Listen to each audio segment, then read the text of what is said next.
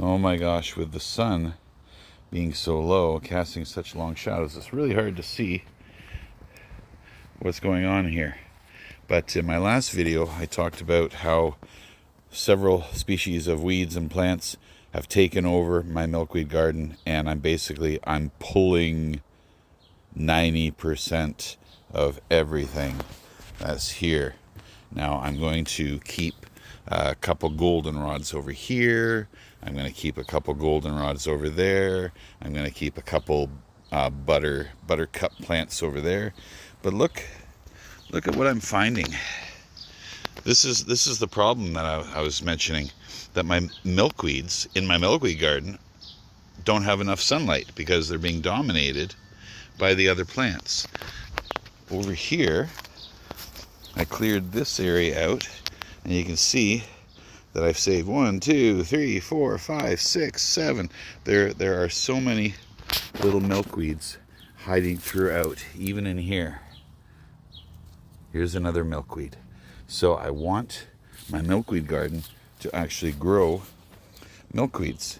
So this is a continuation from my last video, and I'm explaining what I'm doing to clear this area out. So the plants pull out of the ground easily enough, and then I just use a pair of scissors and I'm cutting the roots. Most of this will probably end up in a garbage going to the green waste. And because there's so much, like I've just started and I've got this massive pile, and I've talked about adding this to my soil making pile. Well, there's too much here for my soil making pile. So I've got an idea about how I can maybe control a little bit of this area and kill the roots of all of these other plants while allowing my milkweeds to grow. And it's the same concept. It's the same concept that I used in my soil making pile. So let me show you. Now, when I began talking about how to make the soil making pile, I've talked about the wonderful use of cardboard. Cardboard will break down over a year, but in the meantime, it stops the sunlight from getting to the ground.